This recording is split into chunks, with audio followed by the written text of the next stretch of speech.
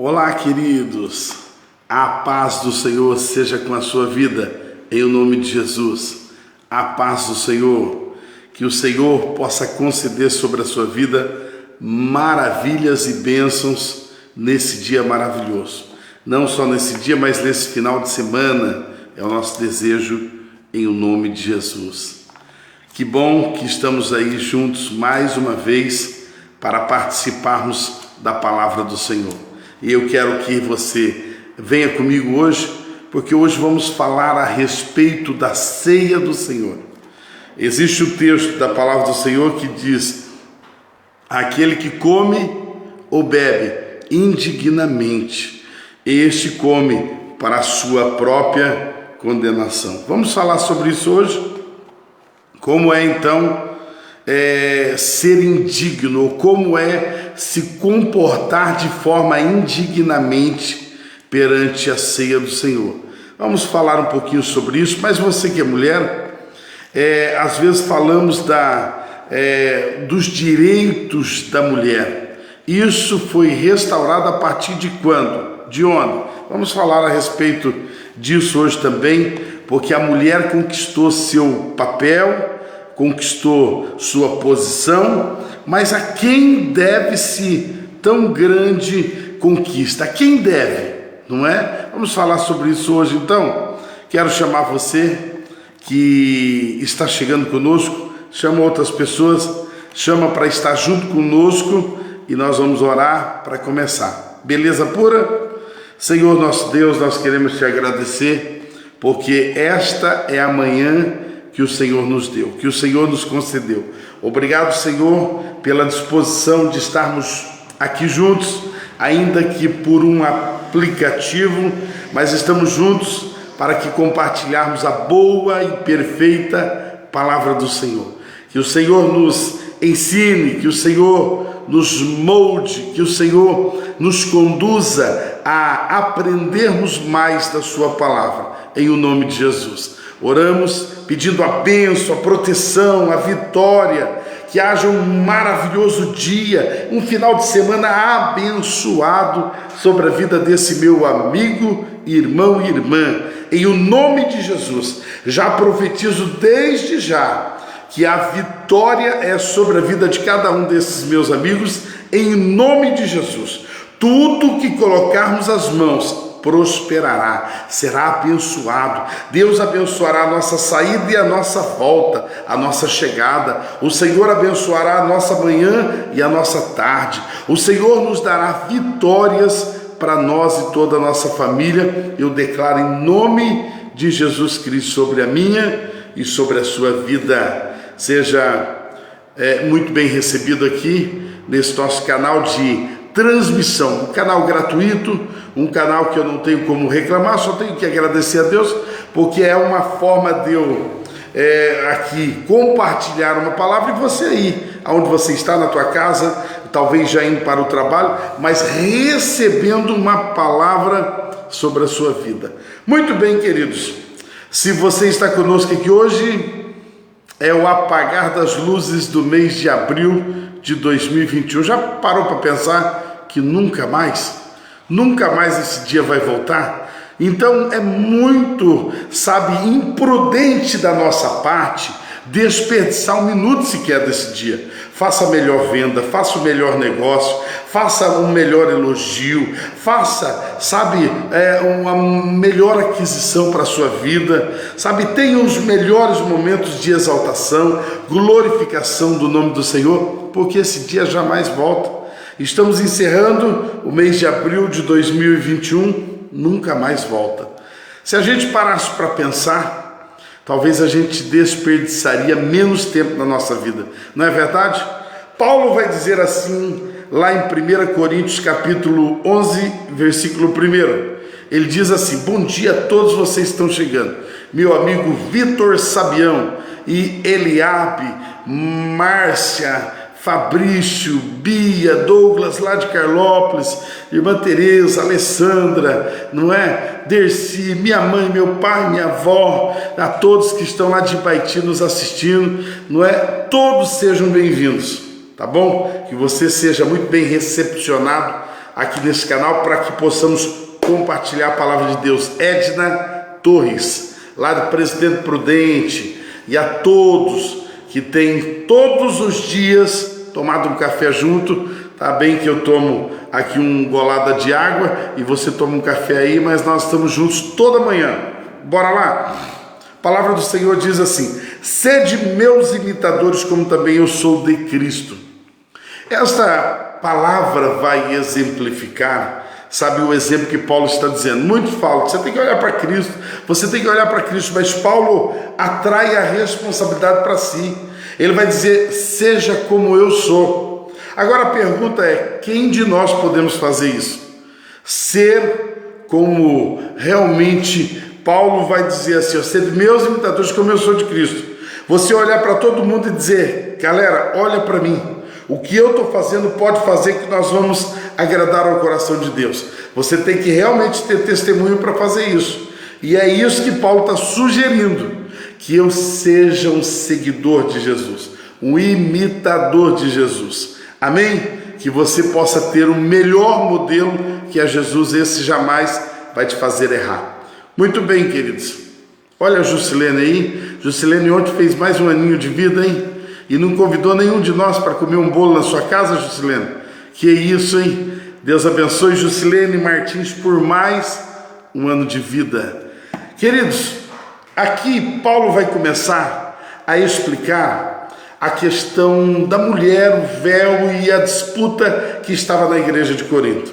Veja que ele vai começar dizendo assim: ora, louvo-vos, irmãos, porque vos lembrais de mim em todas as coisas e guardais as ordenanças como eu as entreguei a vós. Mas eu quero que saibais que a cabeça de todo homem é Cristo, e a cabeça da mulher é o homem, e a cabeça de Cristo é Deus. Todo homem que ora ou profetiza tendo sua cabeça coberta, desonra a sua cabeça. Mas toda mulher que ora, profetiza com a sua cabeça descoberta, desonra a sua cabeça, porque seria como se fosse raspada. Pois se a mulher não cobre, tosquice também, mas se para a mulher é vergonha tosquiar-se ou raspar-se, que ela então cubra. Queridos, essa questão ela vai longe na igreja de Corinto.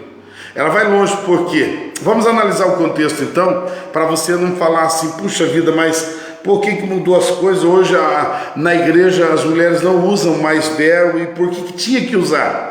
Primeira coisa que eu preciso que você entenda, isso precisa ser muito bem entendido, porque a Trindade está correlacionado a isso. Se eu entendo, o princípio de honra do homem, da mulher e etc., eu também vou entender o princípio de honra de Deus Pai, Filho e Espírito Santo.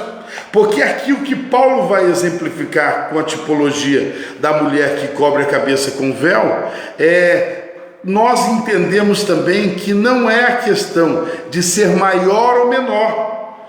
Deus Pai não é maior do que Deus Filho. Existe uma igualdade. Deus Pai, Deus Filho e Deus Espírito Santo. Os três são uma só pessoa e que de igual forma são Deus. Você está entendendo? Da mesma forma, a mulher e o homem, Paulo vai começar a colocar uma igualdade. O Evangelho traça uma igualdade, ou seja, o Evangelho vai honrar a mulher com as medidas que ela deve ser honrada. Porque no Antigo Testamento você vai ver que a mulher era tratada quase que só como um órgão reprodutor. Talvez o valor da mulher estava nisso. Se a mulher era estéril, ela não tinha valor. Por isso, você vai ver que mulheres choraram amargamente. No Antigo Testamento, elas choraram amargamente, como Sara, como Ana e etc. Elas choraram amargamente porque a mulher ela só tinha valor quando ela reproduzia. Pelo contrário, não tinha valor. Muito bem, o Novo Testamento vai mostrar, sabe, o sacrifício de Jesus. E o sacrifício de Jesus trouxe o Evangelho. Todo esse Evangelho que nós hoje vivemos e pregamos. E o Evangelho, ele vai traçar um nivelamento de honra para com a mulher. Porque a mulher na igreja primitiva, ela tinha que usar véu, ela era desonrada, a sua reputação era nada quando ela não usava véu. Vamos dar um exemplo? Em Corinto, o que acontecia? Quem não usava véu? Vamos começar por esse pensamento, você já vai entender o porquê que era desonroso na igreja primitiva. Uma mulher que não usava véu na igreja primitiva, Paulo estava falando aqui a igreja de Corinto, era uma mulher prostituta, era uma mulher da vida, era uma mulher vadia, uma mulher que se dava ao luxo de sair pela rua sem véu.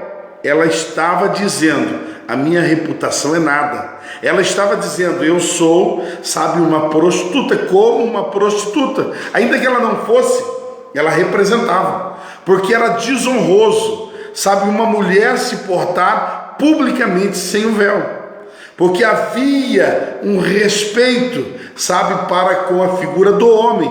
Então o Evangelho vai traçar um nivelamento, dizendo, peraí, o homem não vai ser maior nem menor. O homem, ele existe uma igualdade para com a mulher, ele governa, ele é o cabeça. Veja que a Bíblia coloca o homem como cabeça, a decisão final sempre vai ser do homem.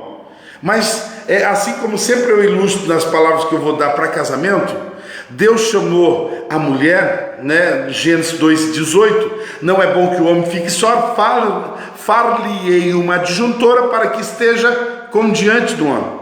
Não é estar embaixo para ser pisado, não é estar em cima para governar, mas não é estar na frente para tomar decisões sozinha, e também não é ser deixada para trás.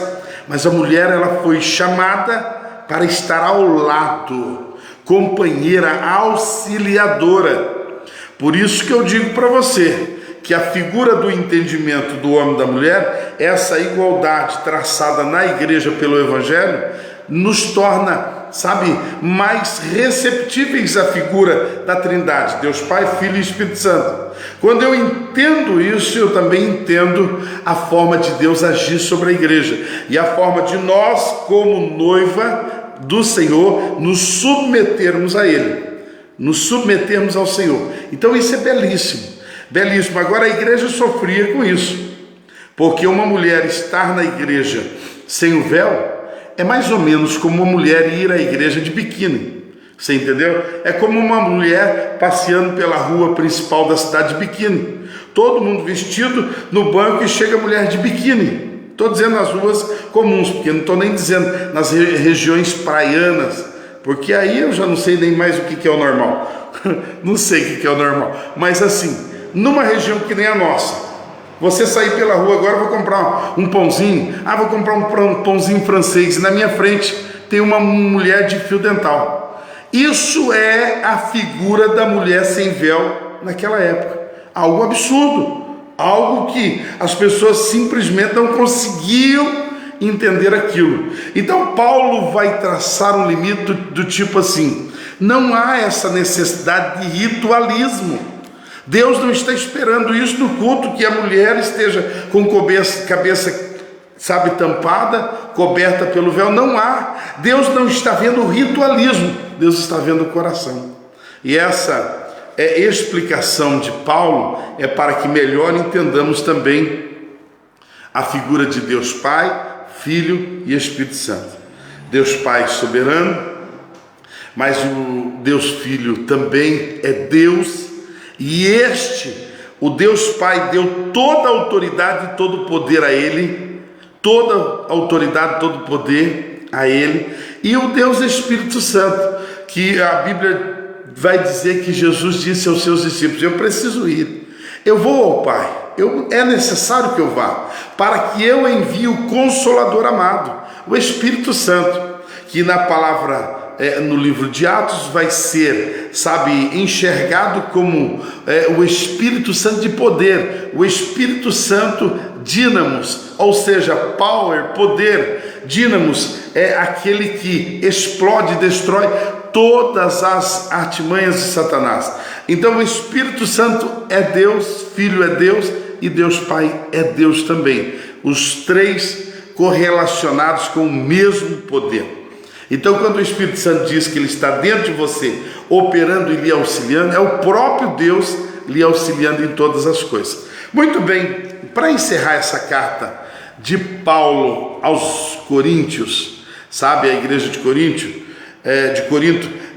o capítulo 11 vai falar dessa questão de sermos imitadores, sabe, de Paulo como ele foi de Cristo, ou seja, eu preciso seguir o Mestre Jesus. Segundo, ele vai falar dessa questão que era, sabe, uma questão de desonra. A mulher está sem véu nos dias atuais. Sabe, o que nós precisamos entender, que causa terrível desonra, é o pecado em nós. Sabe, não é uma coisa que eu visto, outra, não vamos pregar aqui uso e costume, mas o que eu preciso ter um perfeito cuidado é com o meu coração. Eu preciso estar bem com Deus e servir a Deus de coração. Deus não está olhando rituais, Deus está olhando o coração. E a terceira coisa que nós vamos ver, muito importante no capítulo 3, é a questão da ceia. Sabe o que acontecia no dia da ceia? Vamos dar um exemplo. O dia da ceia da nossa igreja aqui é todo segundo domingo. Todo segundo domingo de cada mês é ceia. Mas o costume da igreja de Corinto e da igreja primitiva era assim: todo dia de ceia, todo mundo leva alguma coisa e vamos comer junto. Então o costume era assim, era passar o dia junto, e o almoço, a comida, a sobremesa, tudo era partilhado. Começou bem, não começou? Tudo muito bem. E era uma forma da igreja viver a koinonia, comunhão, porque a ceia está associado a nós vivermos essa comunhão. E a igreja primitiva começou muito bem, era um costume da época. Todo dia de ceia, o povo passava o dia junto, dando risada, conversando, se respeitando, se amando e também dividindo as suas riquezas. Quer dizer, você lembra lá em Atos que vai falar daqueles que tinham muitos pertences, às vezes vendiam e repartiam entre os seus irmãos. Nessa época, sabe, ninguém tinha falta de nada, todo mundo comia bem. O que tinha mais dava o que tinha menos, o que tinha menos agradecia pelo que tinha mais ter oferecido. Então assim, era maravilhoso, mas se corrompeu, e a igreja aqui de Corinto, ela estava vivendo um momento que era assim: o que tinha mais ia e formava a panelinha, divisões, e havia brigas, havia contendas, não havia, sabe, o distribuir entre os irmãos, já não havia. Aqueles que tinham mais, eles comiam, bebiam e se embebedavam, tá? Eles tinham realmente uma prática que era imprópria para o dia de ceia e até mesmo para a casa do Senhor. Quando isso começou a acontecer, é quando Paulo escreve esse texto.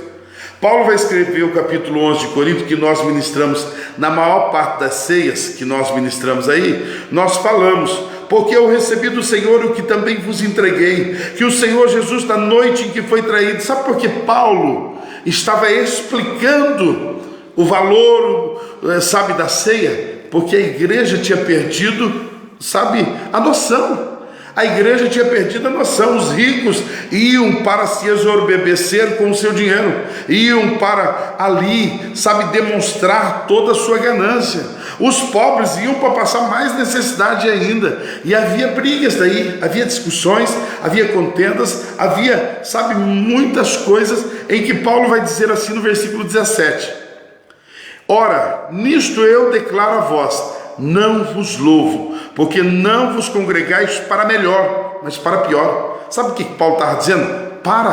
Não venha, vá embora. Deus não está se agradando com rituais, porque a igreja estava deixando de ser igreja e tendo seus rituais somente, sabe, no pensamento de que tendo um ritual religioso vai estar agradando a Deus. Deus não procura, sabe, ritual. Deus se importa com a atitude do seu coração. Você entende isso? Foi isso que Paulo disse: não basta. E depois disso, você vai ver que a igreja parou de ter o costume de ter grandes almoços, grandes festas no dia de ceia, porque era para que houvesse, sabe, ali o compartilhar, houvesse uma confraternização com a igreja, e aí participassem, discernindo o corpo de Cristo, participasse do pão, do cálice, representando a morte, o sacrifício de Jesus e também o sangue expiatório e a ressurreição. Mas quando Paulo exorta isso, a igreja vai parar de ter esse costume, porque de fato se tornou algo muito bestial, algo, sabe, que não agradava mais o coração de Deus, algo que estava denegrindo o dia do Senhor, o dia da ceia do Senhor. Pois bem, Paulo então conclui falando a respeito da ceia. E há uma coisa que Paulo fala da ceia aqui, que eu vou falar para você e você vai entender e nunca mais vai se esquecer. Primeira coisa que eu quero dizer é assim: Paulo, quando ministra a ceia, ele nos faz fazer assim, nos faz olhar atrás. Quando eu participo da ceia, eu preciso entender 4 coisas. Eu olho para trás. Quando eu olho para trás, eu vejo a cruz, que me condicionou o direito ser justo para participar da ceia. Não é porque eu sou bom. Eu não participo da ceia porque eu sou melhor do que ninguém. Eu participo da ceia porque o Senhor me justificou. Então eu olho para trás, eu olho para frente. E quando eu olho para frente é quando a Bíblia diz assim: aquele que participa da ceia está anunciando a sua volta. Pegou? Eu olho para trás, lembrando da cruz. Eu olho para frente, lembrando que Ele voltará. Quando eu ceio, eu estou pregando isso: Jesus Cristo voltará buscar a sua igreja. E em terceiro lugar, eu olho para dentro. A ceia não é lugar para você ficar, sabe, criticando. Ah, mas ele vai tomar ceia? É pecador, miserável, ladrão, ganancioso. Irmão, eu não venho na ceia para ver pecado dos outros. Isso eu preciso entender com você. Às vezes dia de ceia se torna para muitos religiosos dia de julgamento. Ah, eu não vou nascer porque todo mundo vai falar. Você já não ouviu isso? Não vou nascer porque todo mundo vai falar. Ah, o Júnior tomando ceia. Irmãos, eu não venho para a ceia para ser juiz, para ficar advogando causa de ninguém também. Eu venho para a ceia para olhar para dentro de mim, fazer uma alta análise. Ceia é dia de arrependimento, é dia de eu, sabe, desnudar o meu coração e falar: eu sou pecador mesmo. Sem a graça de Deus eu não tenho condição mesmo de tomar essa ceia. Quarto lugar, quando eu participo da ceia, eu olho para trás, lembrando da cruz, eu olho para frente, lembrando que Ele vai voltar, eu olho para dentro, lembrando que eu sou pecador e careço da misericórdia de Deus. E quando eu participo da ceia, eu olho à volta e eu vou perceber que as pessoas ao meu redor precisam ser cuidadas, precisam ser atendidas.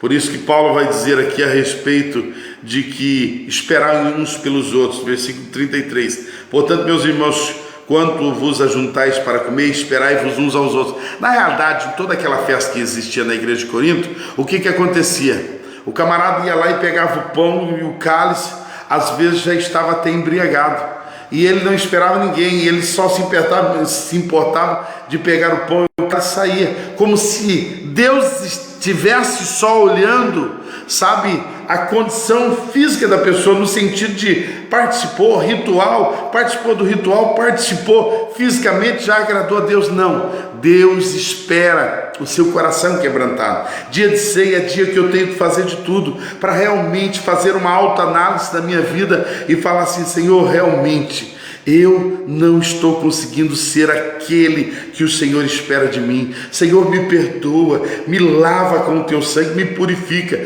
Irmãos, dia de ceia é dia de ajudarmos uns aos outros. É dia de olhar aquele que está faltando e falar: puxa, por que fulano não participou da ceia? Não é dia de julgamento, é dia de nós atendermos aqueles que não estão conseguindo participar. Talvez autojuízo, talvez coisas que disseram contra, talvez é mágoa de alguém, talvez é briga, contenda, divisão mesmo.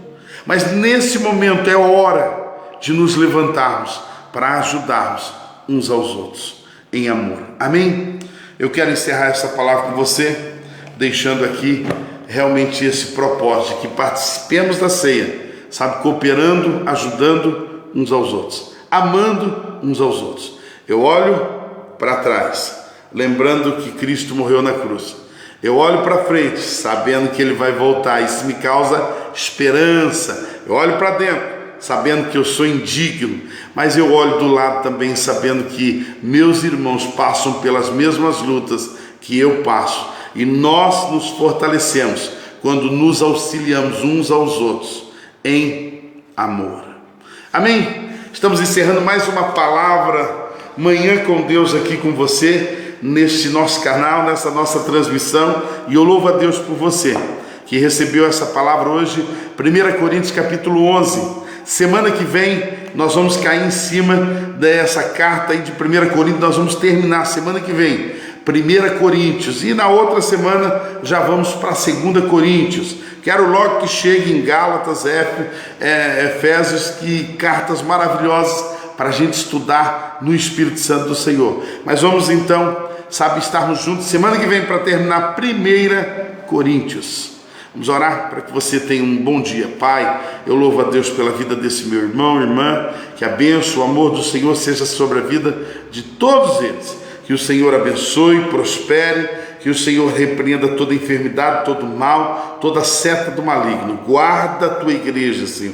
Guarda o teu povo, a família nas tuas mãos. Esteja protegendo. Não deixa, ó Deus, que ninguém se desvie, que ninguém se desanime da caminhada com o Senhor, mas que estejamos nós firmes no Senhor. Eu oro pedindo a bênção do Senhor sobre todos esses que estão comigo, todos aqueles que estão compartilhando. Pai, que seja nesse Facebook, ó Deus, uma ferramenta de abençoar outras pessoas, e eu abençoo a vida desse irmão, dessa irmã, eu abençoo a vida de todos que aqui estão comigo, para que haja a tua bênção, o teu milagre, hoje e sempre, no nome de Jesus. Vou pedir para você mais uma vez, dar uma compartilhada aí, compartilhe em nome de Jesus, e um ótimo final de semana. Lembra que hoje temos culto no São Paulo, amanhã tem culto da juventude, tá bom? O batismo será dia 22 desse mês de maio, mês do coração abrasado, mês de avivamento, mês que falamos de avivamento. O Espírito Santo está dentro de nós, ardendo os nossos corações, tá bom? Então domingão, palavra forte a respeito de avivamento, e vai ser benção. 2 horários domingo, hein? Não se esqueça, tem que cultuar. Domingo é dia do Senhor. Irmão, desmarque qualquer coisa. Cristão tem que preservar o dia do Senhor. Um ótimo dia.